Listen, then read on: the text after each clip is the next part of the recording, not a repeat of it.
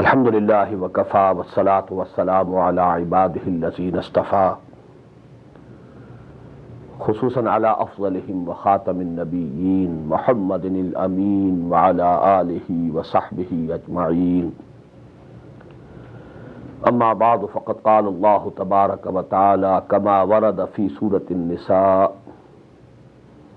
اعوذ باللہ من الشیطان الرجیم بسم اللہ الرحمن الرحیم یا ایھا الذین آمنوا باللہ ورسولہ والکتاب الذی نزل علی رسولہ والکتاب الذی انزل من قبل ومن یکفر باللہ وملائکتہ وکتبہ ورسلہ والیوم الآخر فقد ضل ضلالا بعیدا وقال عز وجل كما ورد في سورة الحجرات قالت الأعراب آمنا قل لم تؤمنوا ولكن قولوا أسلمنا ولما يدخل الإيمان في قلوبكم وإن تطيعوا الله ورسوله لا يلدكم من أعمالكم شيئا إن الله غفور رحيم انما المؤمنون الذين آمنوا بالله ورسوله ثم لم يرتابوا وجاهدوا بأموالهم وأنفسهم في سبيل الله أولئك هم الصادقون صدق الله العظيم رب اشرح لي صدري ويسر لي أمري واحلل عقدة من لساني يفقهوا قولي اللهم ربنا الہمنا رشدنا واعذنا من شرور انفسنا اللهم ربنا نور قلوبنا بالایمان واشرح صدورنا للاسلام ووفقنا ان نجاهد في سبيلك باموالنا وانفسنا وارزقنا شهادة في سبيلك آمین یا رب العالمین. Dear brothers and sisters and sons and daughters in Islam, Assalamu alaikum wa rahmatullahi wa barakatuh. You must be feeling that we are still regarding our discussion on Iman, still on the same place where we were at the end of the session before the last one. That is, a part of the fourth discussion is still remaining, and that is, what is the relative importance of the three pillars of faith, three pillars of Iman, as compared to each other. I told you the three pillars, main pillars of Iman or faith, Islamic faith. Please note here, actually there is no word in English equivalent to the word Iman. But we are forced to translate it by belief, by faith, but actually they are in no way equivalent to the word Iman. So we have to use and repeat the word Iman. So the three main pillars of Iman, کی توحید اور الایمان باللہ، نماد اور الایمان بالآخرہ، and thirdly ایمان بالرسالہ، ایمان بالنبوہ. Out of these three, essentially, basically, fundamentally, and in principle, the real Iman is Iman Billah. It includes all the other Imaniyat, all the other pillars of faith in it. What is Iman bil Risala? It is the extension of the attribute of Allah. He is Al-Hadi, the one who guides. And the guidance of Allah subhanahu wa ta'ala manifests itself in the form of wahi, nabuwah, risala, books. So it's the corollary of Iman Billah. In the same way, what is Iman Bil Akhirah? It is the corollary and the extension of the attribute of Allah. He is Al-Adl, and the manifestation of His justice is going to be on the day of judgment and in the hereafter. So actually, Iman, essentially, basically, fundamentally, and in principle, Iman is Iman Billah and Tawheed. That is why you must be remembering, at least some of you, if you learned by heart in your early years of life, the wordings of Al-Imanul Mujmal and Al-Imanul Mufassal. What is the Iman in brief? Mujmal. Amantu billahi kama huwa bi asma'ihi wa sifatihi wa qabiltu jami'a ahkamihi iqrarun bil lisani wa tasdiqun bil qalb. No mention of angels, no mention of books, no mention of Anbiya, no mention of messengers, no mention of resurrection, no mention of the day of judgment, nothing of the sort. This is Iman in essence. This is the Iman Mujmal. In brief, the whole Iman is Iman Billah. Amantu billahi kama huwa bi asma'ihi wa sifatihi. I believe in Allah as He is manifest by His names and attributes. وَقَبِلْتُ جَمِيعَ أَحْكَامِهِ. I accept all His commands. As we find in the last but one ayah of Surah Al-Baqarah, آمن الرسول بما أنزل إليه من ربه والمؤمنون كل آمن بالله وملائكته وكتبه ورسله لا نفرق بين أحد من رسله وقالوا سمعنا وأطعنا غفرانك ربنا وإليك المصير. The essential result of Iman is سمعنا وأطعنا. We listen and obey. So, Amantu billahi kama huwa bi asma'ihi wa sifatihi wa qabiltu jami'a ahkamihi. And now note the two expressions which are very basic, very important. And our next discussion, that will be based on these two expressions. Iqrarun bil lisani wa tasdiqun bil qalb. We are verbally attesting to it, and we have the conviction in our hearts. These two things go to make Iman. Iqrarun bil lisan, the verbal attestation, the shahada.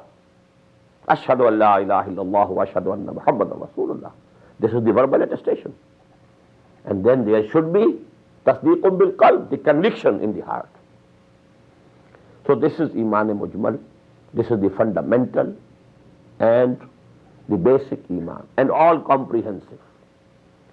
Now what is the importance of Iman bil Akhirah? The moral and practical influence of Iman depends essentially on Iman bil Akhirah. The sense of responsibility, the fear, the sense that you have to stand before your Lord. يَوْمَ يَقُومُ النَّاسُ لِرَبِّ الْعَالَمِينَ. You will have to face the grand accountability of the day of judgment. It will keep you on the straight path. It's most effective. If the Iman bil Akhirah is not there, or it is complete, you will not be able to practice what you believe, or what you say, or what you profess. There will remain a gap between what you say and what you do. Ya ayyuhallazina amanu lima taquluna ma la taf'alun. It's actually the sense of responsibility and the fear. Amma man khafa maqama rabbihi wa nahan nafsa anil hawa. Who had the fear that he will have to stand on one day before his Lord and face that accountability. So this is most important. Moral point of view, practical point of view, the most important Iman is Iman bil Akhirah. Resurrection, day of judgment, and the life hereafter. And legally and constitutionally, the most important Iman is Iman bil Risala. Because it is the dividing line between who is a Muslim and who is not a Muslim. One can be a muwahhid, a Unitarian. He believes in Allah, all his attributes, fully well. He believes in Akhirah, hereafter, resurrection. If he doesn't believe in Muhammad sallallahu alaihi wasallam, he is outside the pale of Islam. So dividing line actually is the Iman bil Risala. It is the line dividing the Muslims and the non-Muslims. You can find people among Hindus who are muwahhideen, among other people, might be in Jews. You can find among them who believe in resurrection. But because they don't believe in Muhammad sallallahu alaihi wasallam, they are non-Muslims. So regarding the legal aspect, the constitutional aspect of Iman, this Iman bil Risala is most decisive, most important. Secondly, Iman billah will only be correct and acceptable in Islam if it includes all the attributes of Allah subhanahu wa ta'ala which have been told to us by Muhammad sallallahu alaihi wasallam. Amantu billahi kama huwa bi asma'ihi wa sifat. We couldn't name the names. We couldn't know. We didn't have any source of knowing the names and the attributes of Allah subhanahu wa ta'ala. So only that Iman billah is mu'tabar. It is acceptable, acknowledgeable, which includes all the names and attributes of Allah which have been given to us through wahi, through the books, through the prophets, and finally through Muhammad sallallahu alaihi wasallam. And also, the only Iman bil Akhirah, which includes all the details that have been given to us through wahi, through prophets, and finally through Muhammad sallallahu alaihi wasallam, will be acceptable and acknowledgeable. The details of resurrection, the details of hisab, yawma yaqumul hisab, the details of that accountability, the details of Jannah, the details of Nar and Jahannam. All these details, we don't have any source of knowledge. And we cannot know these things except through wahi, through risala, and finally, as I said, through Muhammad sallallahu alaihi wasallam. Because Quran also, we have been given through Muhammad sallallahu alaihi wasallam. And then he has been given much more knowledge, additional to the Quran, in addition to the Quran. Utitul Qur'ana wa misluhu ma'ahu. I have been given Quran and something else also. Allah subhanahu wa ta'ala has given me some more knowledge also. And on the basis of that knowledge, he has told us. So now, to sum up, fundamentally, basically, essentially, and in principle, the whole Iman, all inclusive, is Iman billah or Tawheed. Most important.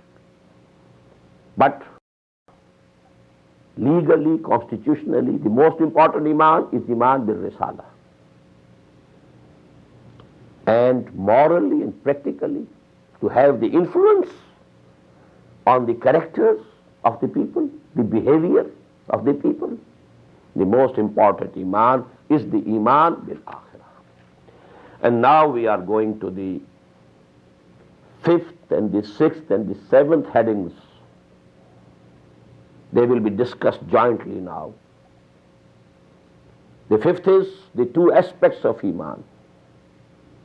The 6th, the relationship between Iman and Amal. What's the relationship between Iman and Amal Salih, the good deeds? And thirdly, the solution of an age-old controversy, whether Iman can increase as well as decrease, or it doesn't increase at all, nor it decreases at all. So these were the 3 headings, the 5th, 6th and 7th. I have recited in the beginning ayah number 136 of Surah An-Nisa. Ya ayyuhalladhina amanu aminu billahi wa rasulihi wal kitab alladhi nazzala ala rasulihi wal kitab alladhi anzala min qabl. O you who believe, have real belief in Allah and His Messenger and the book that He sent down to His Messenger and the book that He sent before. What does it tell? There are two aspects of Iman. You know, the word which comes automatically on the tip of my tongue is the two levels of Iman. But actually, levels of Iman are innumerable. Levels, the depth of Iman, the intensity of Iman. The Iman of Muhammad sallallahu alaihi wasallam. Can we imagine the depth and intensity of his Iman? The Iman of Abu Bakr radiyallahu ta'ala. Can we imagine the intensity and the depth of his Iman?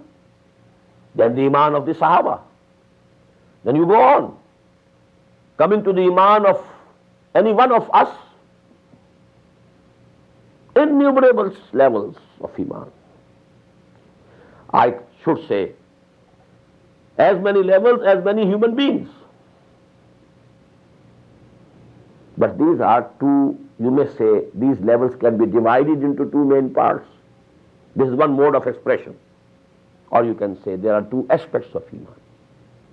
What are those two aspects? The Iman based on verbal attestation. Whosoever recites the kalima, Ashhadu Allah ilaha illallah wa ashhadu anna Muhammadan abduhu wa rasuluhu. Whether he was a Hindu or a Sikh or a Parsi or a Christian or a Jew or a Buddhist, whatever he might have been, atheist, he might be anything.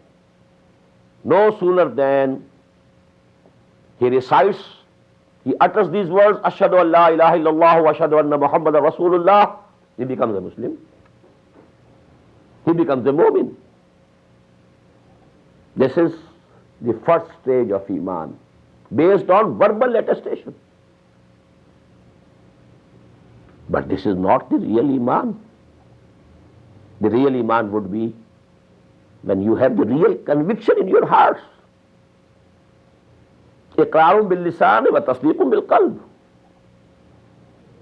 It must descend from your tongues, the tips of the tongues, to the depths of your heart. Then it becomes real Iman. So these are the two aspects. So in this ayah, who have been addressed? Ya ayyuhallazina amanu. People who are doing the verbal attestation, who are reciting the kalima of shahada, who profess to be Mu'mins, who say with their tongues, آمنت بالله وملائكته وكتبه ورسله واليوم الآخر والقدر خيره وشره من الله تعالى والبعث بعد الموت. So these are the people who have been addressed, Ya ayyuhallazina amanu. And then comes the fi'lul amr, the imperative, the command, the order. Aminu billahi wa rasulihi. Have real faith. Have real conviction in Allah and His Messenger. وَالْكِتَابِ الَّذِي نَزَّلَ عَلَىٰ رَسُولِهِ. And in the book that He sent down to His Messenger gradually, bit by bit. And the book that He sent down before. So this is most important ayah of the Quran, which decides finally that there are two different Imans, two different aspects of Iman. Or you may call them two different levels of Iman. Now please take it from me. The first is the legal Iman. On this is based our social, legal and constitutional status as Muslim. Why? Because we can't peep into the hearts of the people. We have not been able to invent so far no electrocardiogram, no EKG, nothing of that sort. can tell you whether real Iman is there in the heart or not. And the Iman in the heart, the real conviction in the heart, is not verifiable. So you have to base the legal, constitutional, social structure of the Muslim society or the Muslim state in this world on legal Iman, which is based on the verbal attestation. But this is not the real Iman. The real Iman is when there is conviction in the existence and unity and the attributes of Allah. When there is conviction in the existence of angels, the institution of Wahi, the Anbiya, the prophets, then the messengers, then the books, and in the finality of prophethood in Muhammad sallallahu alaihi wasallam. Then the conviction of resurrection, day of judgment, and then reward, either good reward of good deeds in paradise, in Jannah, or the punishment in Jahannam, the hell. Conviction. There is a hell of difference. Ishq tab saburi hazar farsangast. There is a distance of 1,000 miles between these two. Now, I have narrated 2 ayat from Surah Al-Hujurat also. These are ayat I had recited, I should say. 2 ayat from Surah Al-Hujurat, ayah number 14, ayah number 15. قَالَتِ الْأَعْرَابُ آمَنَّا. These Bedouins are claiming that we have come to believe, we have become Mu'mins. قُلْ, tell them, O Muhammad sallallahu alayhi wa sallam, lam tu'minu, you have not at all come to believe. Don't be mistaken. Don't be under a wrong notion. You have not at all come to believe. You have not become Mu'min. وَلَكِنْ قُولُوا أَسْلَمْنَا. But you may say, we have become Muslims, or we have surrendered. وَلَمَّا يَدْخُلِ الْإِيمَانُ فِي قُلُوبِكُمْ. Until this time, the real Iman has not entered your hearts.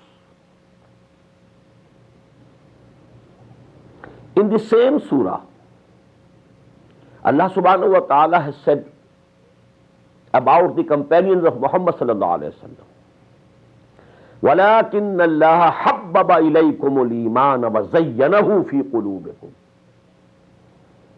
Allah subhanahu wa ta'ala has made real Iman very dear to you. You love Iman.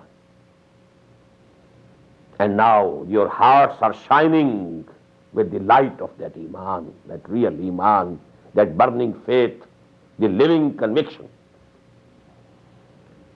So it's now these 2 ayat have given us 2 terms. In the ayah 136 of Surah An-Nisa, we have 2 Imans. Ya ayyuhalladhina amanu, amin. Now instead of Iman, the legal Iman, here we have the word Islam. قَالَتِ الْأَعْرَابُ آمَنَّا قُلْ لَمْ تُؤْمِنُوا وَلَكِنْ قُولُوا أَسْلَمْنَا. These Bedouins claim we have become Mu'mins. Tell them, you have not at all become Mu'mins. All you can say is you have become Muslims. Because in Islam, the 5 pillars of Islam that have been given to us by Muhammad sallallahu alayhi wa sallam, the word Iman is not included at all. The most famous hadith, most authentic, muttafaqun alayh, agreed upon by Bukhari and Muslim, both, rahimahumallah, and Abdullah ibn Umar, radiyallahu ta'ala anhuma, بُنِيَ الْإِسْلَامُ عَلَى خَمْسٍ شهادة أن لا إله إلا الله وأن محمد رسول الله وإقام الصلاة وإيتاء الزكاة وصوم رمضان وحج البيت من استطاع إليه سبيلا. متفق عليه. Did you find the word Iman here? No. Only the verbal attestation. Whosoever testifies verbally with his tongue, Shahadat Allah ilaha illallah wa anna Muhammad Rasulullah. And to it add 4 modes of worship: the prayers, the fasting, the zakah, and the hajj. And these are the 5 pillars of Islam. So this is the most profound issue, a basic principle if we can understand it. Because, now please let me give you, there is a problem, a paradox, a dilemma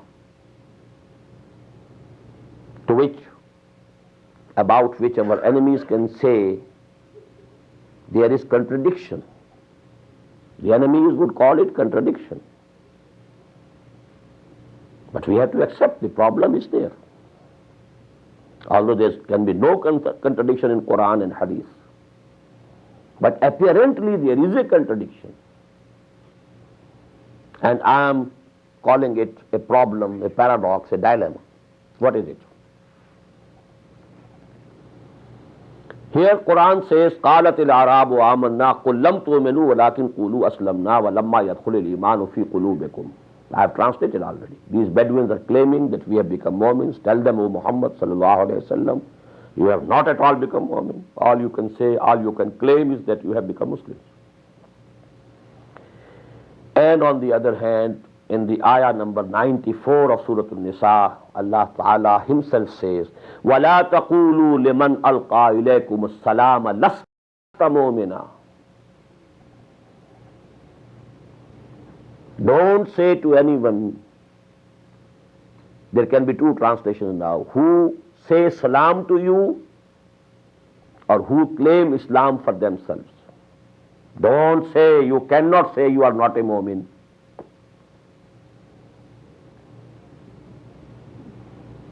There is a problem. لا تقولوا لمن ألقى إليكم السلام لست مؤمنا. Whosoever says to you Assalamu alaikum, you can't say you are not a mu'min.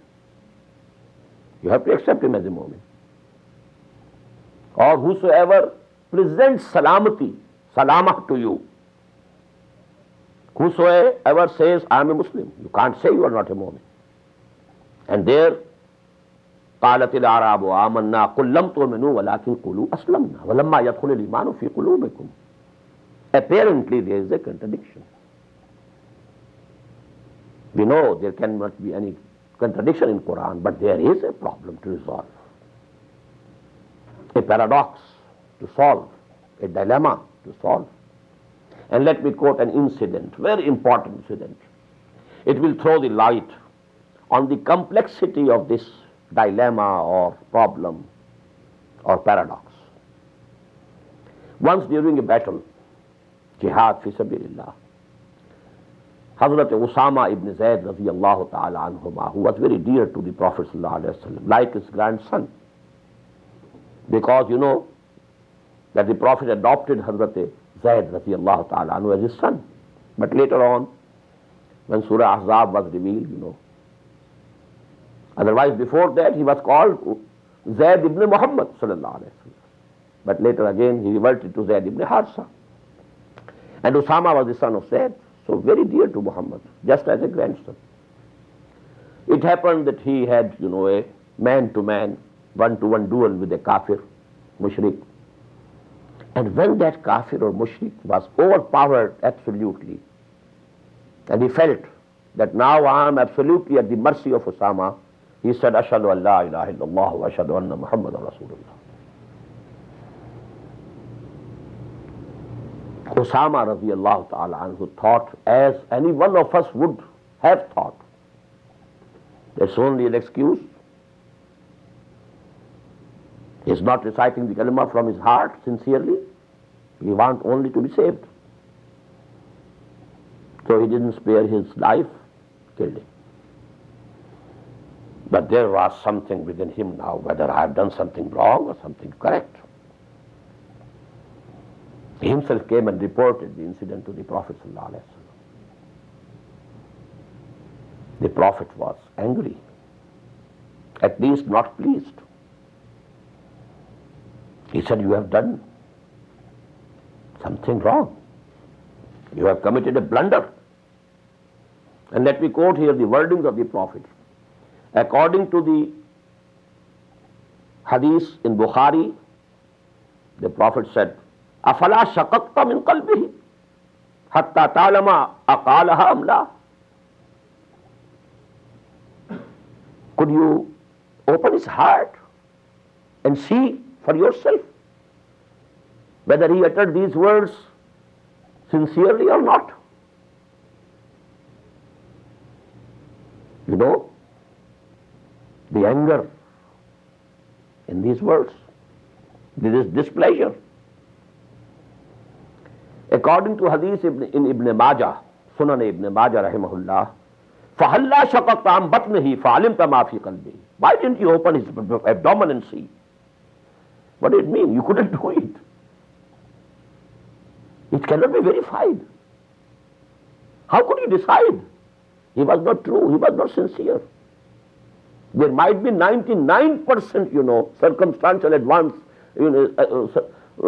circumstantial evidence that he is uttering these words insincerely, but there remains 1% at least possibility that he is uttering these words sincerely. And the words in the Sahih of Imam Muslim, they are much stronger.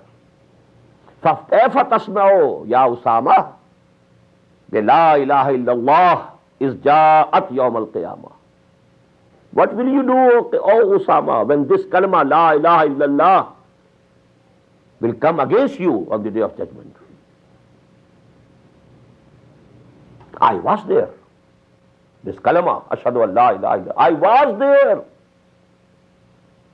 I was the shield for that person. And Usama killed the person. Now you know the complexity, how sensitive this issue is. Now let me add to another dimension, to this complexity, this paradox, this dilemma, this problem, to which I said the enemies will call contradiction. On the one hand, we have so many hadiths which tell us, Man qala la ilaha illallah dakhala al-jannah. In some we have found, Man qala la ilaha illallah mukhlisan an qalbihi dakhala al-jannah. Whosoever says these words, La ilaha illallah, at least sincerely, he will enter paradise. And on the other side we have ahadith. Let me quote a few. The first is from Hazrat Abu Hurairah radiyallahu ta'ala an, included in both the Sahihs of Imam Bukhari and Imam Muslim. The most authentic ahadith, I have told you, are those on the authenticity of whom these two topmost muhaddithin agree. La yazni zani hina yazni wa huwa mu'minun wa la yasriqu sariqu hina yasriqu wa huwa mu'minun wa la yashrabu al-khamra hina yashrabu wa huwa mu'minun. Nobody commits adultery in a state of Iman. He is not Iman. He is not mu'min at that time. Nobody drinks liquor, khamr, in the state of Iman. He is not a mu'min at that time. Nobody commits a theft in the state of Iman. Then there is a hadith from Hazrat Anas radiyallahu ta'ala an. It is included in Sunan of Imam Bayhaqi. La imana liman la amanata lahu, wa la deena liman la ahda lahu. And the words of Hazrat Anas radiyallahu ta'ala anhu are, Allama khatabana Rasulullah sallallahu alayhi wa sallam illa qal, La imana liman la amanata lahu, wa la deena liman la ahda lahu. It was only seldom that the Prophet ﷺ gave us any lecture or khutbah or sermon and he didn't say these words. He always repeated these words in all his sermons. There is no Iman for whom there is no amana, who is not trustworthy. He has no Iman whatsoever. And the one who doesn't keep his words, his promise, there's no deen of him. He has no deen whatsoever. Note the categorical statement. How sweeping, how categorical are these statements. قلما خطبنا رسول الله صلى الله عليه وسلم إلا قال لا إيمان لمن لا أمانة له ولا دين لمن لا عهد له. And coming to the last, and be prepared for the shock. Once, this is in Bukhari, and Hazrat Abi Shuraih al-Adawi radiyallahu ta'ala anhu. Once the Prophet said thrice, Wallahi la yuminu, Wallahi la yuminu, Wallahi la yuminu.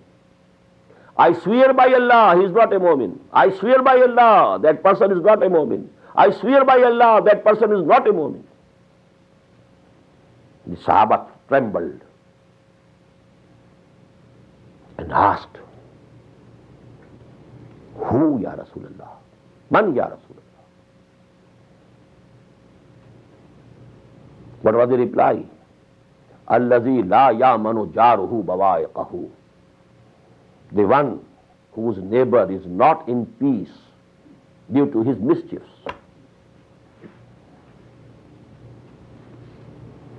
Just an immoral, uncultured attitude, uncivilized attitude.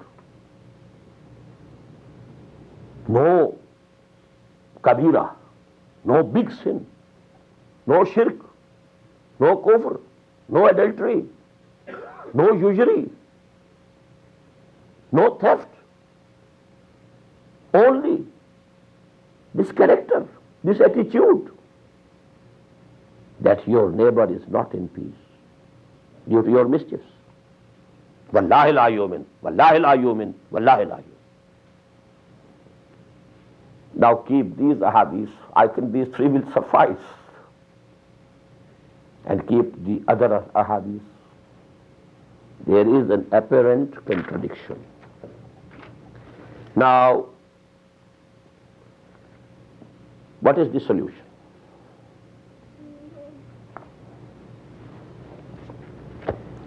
I feel that these discussions are quite difficult, complicated.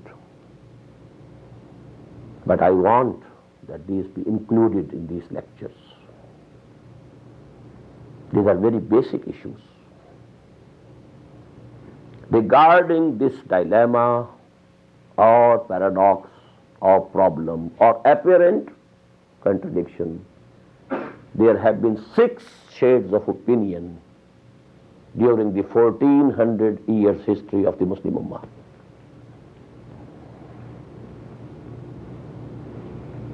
Extreme left, moderate left, left to the center,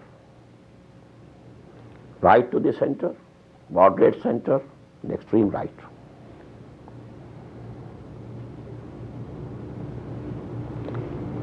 Extremes are absolute zalalah,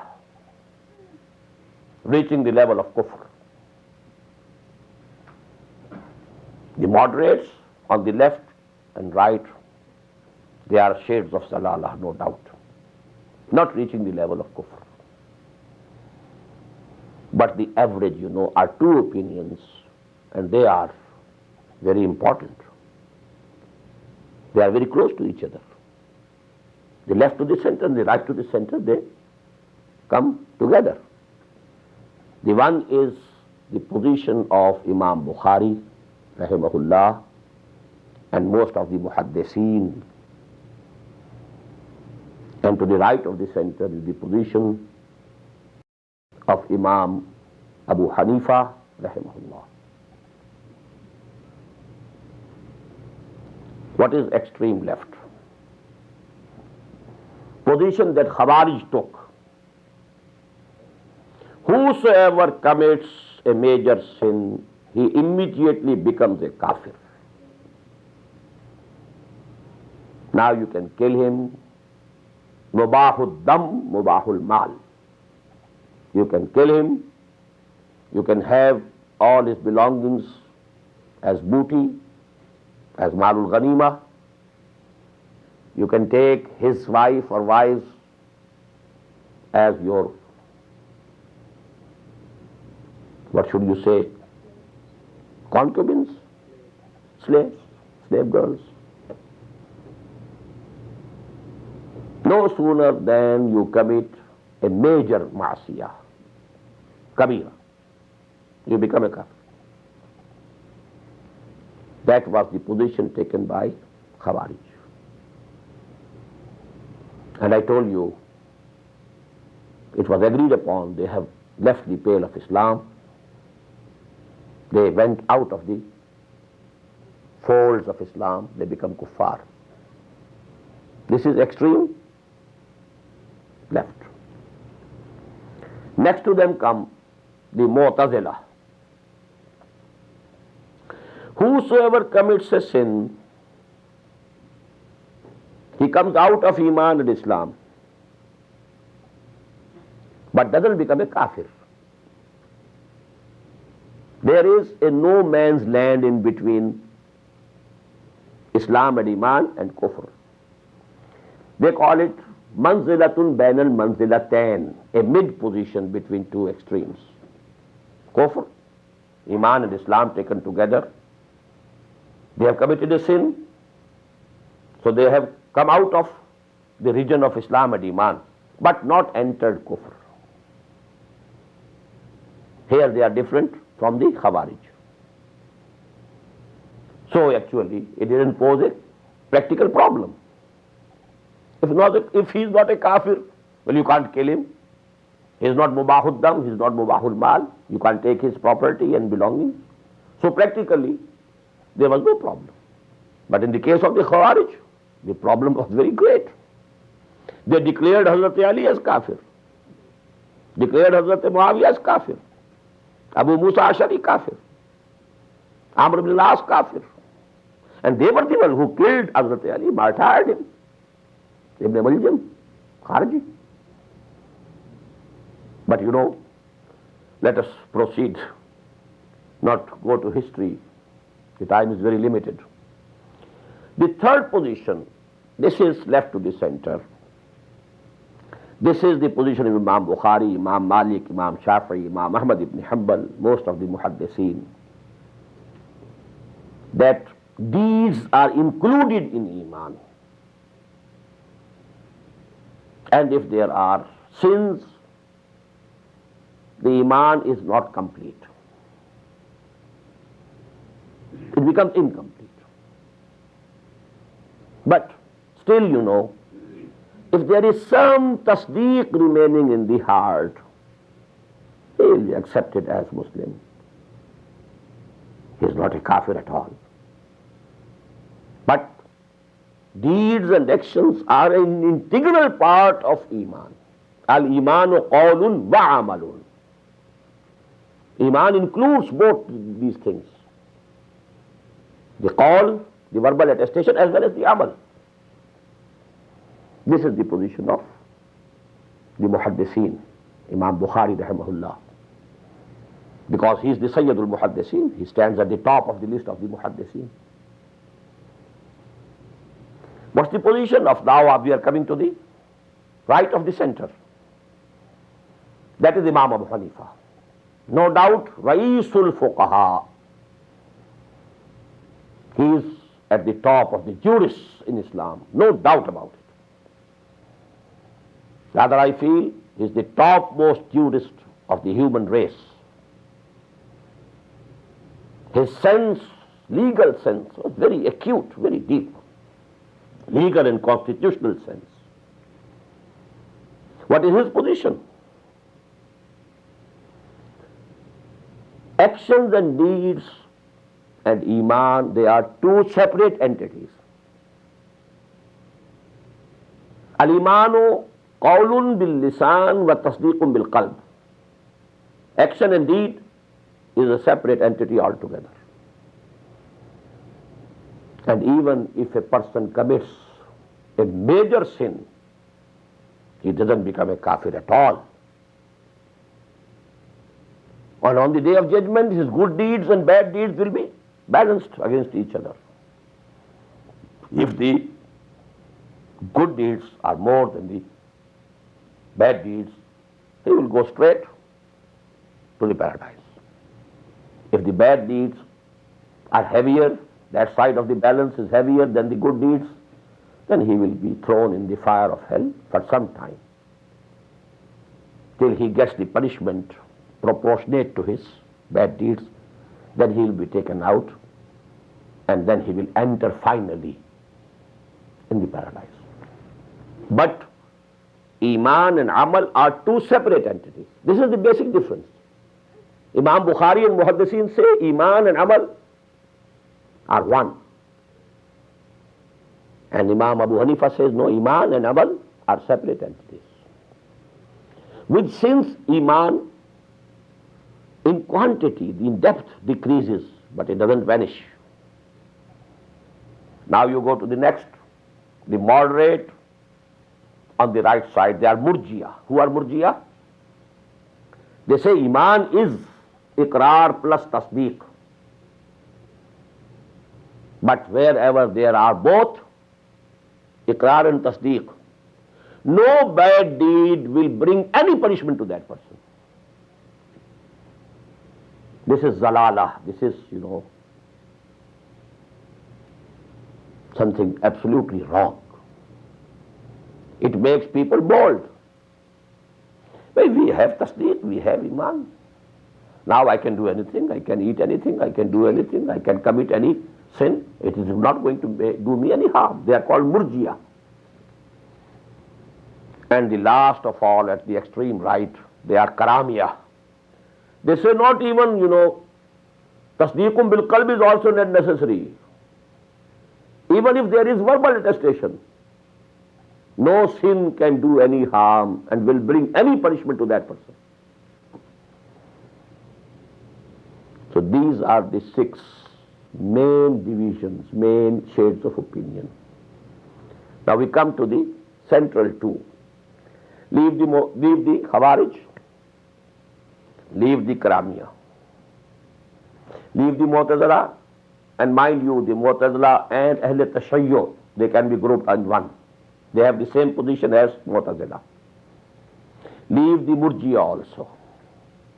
But in the center now, there is Imam Abu Hanifa, rahimahullah, Sayyidul Fuqaha, on the right side of the center, and the Muhaddiseen, with the Raisul Muhaddiseen, Imam Bukhari, on the left side of the center. They are very close to each other. Practically, there remains a very little difference between the position of the two. Theoretically, there is. According to Imam Bukhari, deeds and actions are integral part of Iman. And according to Imam Abu Hanifa, they are two separate entities. That's all. But now I'm coming to the last issue. And that is the controversy again between Imam Bukhari and Imam Abu Hanifa, rahimahumullah. There we find that the gap is very big. Imam Bukhari says, his position is, Iman Iman increases as well as decreases. Al-imanu yazidu wa yanqus. You read Quran, you do good deeds, Iman will increase. You are keep the company of the ignorant people who have taken the wrong path, your level of Iman will decrease. Everybody can feel himself that this is the truth. There are ayat of the Quran, I don't have time now at my disposal to refer to them. Zadathum imana, Quran says. وَمَا زَادَتْهُمْ إِلَّا إِيمَانًا وَتَسْلِيمًا. So Iman increases and Iman decreases. This is the position of Imam Bukhari rahimahullah. The position of Imam Abu Hanifa is just opposite, to the contrary. La yazidu wa la yanqus. Iman cannot increase, cannot decrease. It neither increases nor decreases. How to reconcile the two? Having the Raisul Muhaddiseen and having the Raisul Fuqaha, we can't ignore any one of them. Maybe, the Shawafi, the Hanabila, the Malikiya may ignore the position of Imam Abu Hanifa. But the Ahnaf cannot ignore Bukhari, because according to the Ahnaf also, the most authentic collection of the ahadith of the Prophet is the Sahih of Imam Bukhari, rahimahullah, no doubt. They accept Bukhari as asahul kutub ba'da kitabillah, the most authentic book after the book of Allah, that is Quran. But I thank God, He gave me the light. I have resolved this controversy. I say with full confidence, whatever Imam Bukhari is saying is 100% correct. And whatever Imam Abu Hanifa is saying is also 100% correct. How? You might be feeling he has gone crazy. The two contradictory statements, yazidu wa yanqus, la yazidu wa la yanqus. And both 100% correct. Yes, 100% correct.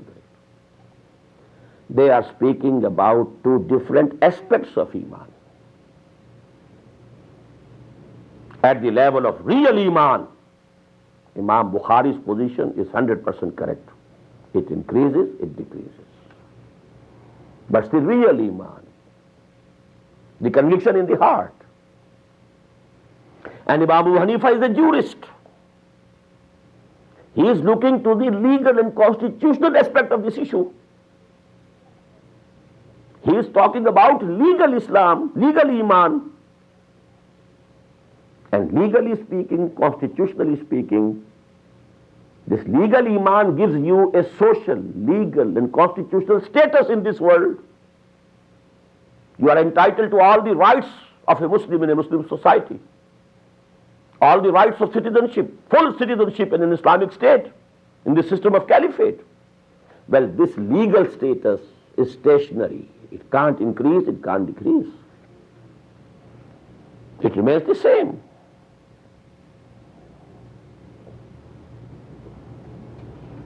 Is it not resolved?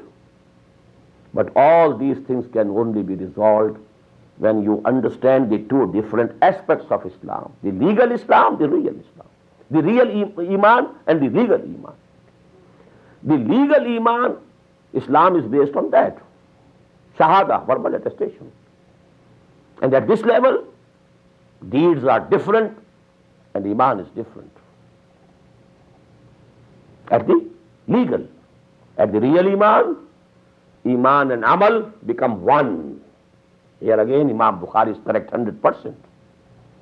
And this Iman increases as well as decreases. Now let me give you a very simple example of that. Suppose there are two sons of a father.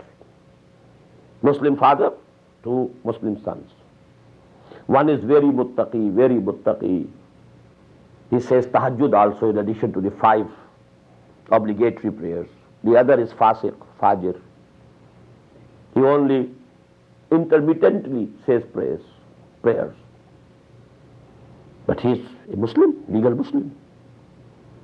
When the father dies, will their share in the inheritance be equal or different?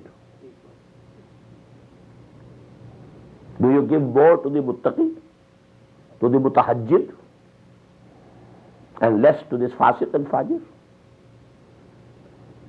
For all legal purposes, for all constitutional purposes, all Muslims are equal. And this is the most important point regarding the constitutional structure of Islamic State, of the system of caliphate. There are many misconceptions about that system. And I'll be speaking about the structure, the constitutional structure of Islamic State under the caliphate, inshallah, during my stay here. But here please note that this is the most basic thing. Abu Hanifa, a jurist, focusing his attention on the legal aspect of Iman, says Iman includes Iqrar and Tasdeeq, but not the deeds and actions. Iman and Amal, separate entities. And this Iman gives you a legal and constitutional status which is absolutely stationary. It neither increases nor decreases. Imam Bukhari, looking to the real aspect of Iman, which is based on the conviction in the heart. This conviction in the heart, definitely the deeds are decided and controlled by the convictions. So here, Iman and Amal, they become one. Al-Imanu qawlun wa amalun. And this Iman increases as well as decreases. Yazidu wa yanqus. So briefly we have finished 3 topics. 2 aspects of Iman, legal and real. What's the connection between Iman and Amal? A different proposition at the legal level of Iman and a different position at the real level of Iman. The solution of the age-old controversy about whether Iman increases or decreases or doesn't increase nor decrease. Al-Imanu yazidu wa yanqus, la yazidu wa la yanqus. Yazidu wa yanqus at the real level, la yazidu wa la yanqus at the legal level. أقول قولي هذا واستغفر الله لي ولكم ولسائر المسلمين والمسلمات.